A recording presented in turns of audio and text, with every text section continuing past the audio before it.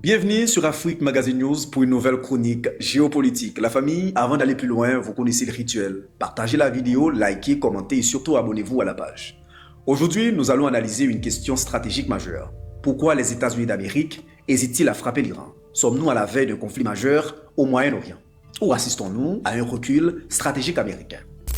Depuis quelques jours, l'option d'une frappe militaire américaine contre l'Iran est sérieusement discutée à Washington. Des réunions de crise ont eu lieu à la Maison-Blanche, des conseillers militaires, des responsables de la sécurité nationale, des stratèges politiques, selon des informations rapportées par Axios. Écoutez, c'est très important. Le vice-président J.D. Vance aurait exprimé des inquiétudes majeures.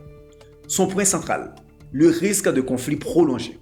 Ce n'est pas la capacité militaire américaine qui est en cause. Les États-Unis d'Amérique ont les moyens de frapper et de frapper très fort l'Iran. La vraie question est différente. Peuvent-ils contrôler l'escalade? Washington espérait, selon plusieurs analystes, une frappe rapide, une frappe limitée, un message fort, puis un retrait.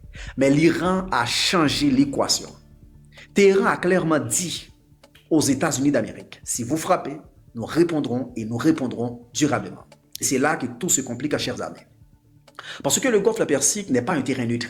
C'est une zone que l'Iran maîtrise parfaitement. Missiles balistiques, missiles anti-navires, drones de saturation, forces navales asymétriques.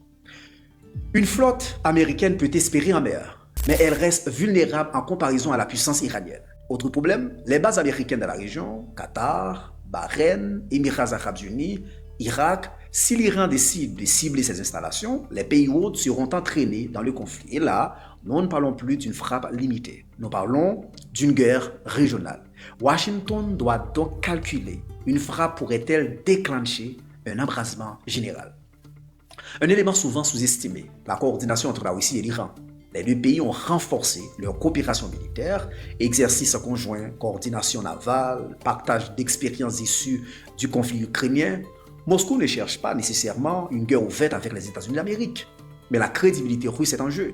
Si l'Iran est attaqué et affaibli, cela renverrait un signal global sur la solidité du bloc anti-occidental. Nous sommes donc dans une logique multipolaire, chers frères. Ce conflit dépasse l'Iran.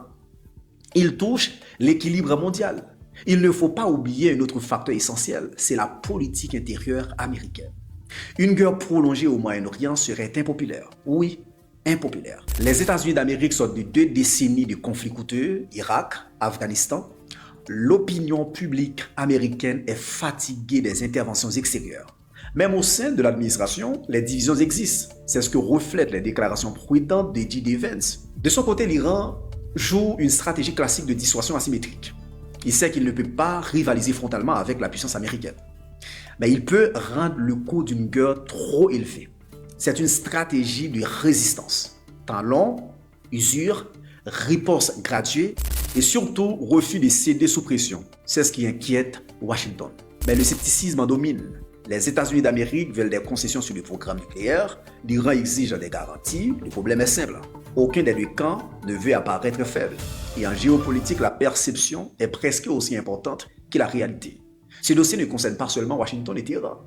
Il concerne la sécurité énergétique mondiale, le prix du pétrole, les routes maritimes, l'équilibre entre blocs occidentaux et blocs multipolaires. Une guerre dans le Golfe aurait des conséquences économiques mondiales. L'Afrique serait touchée, l'Asie serait touchée, l'Europe serait touchée et l'Amérique latine serait touchée. Pourquoi cette situation nous concerne-t-elle directement? Parce que le monde change.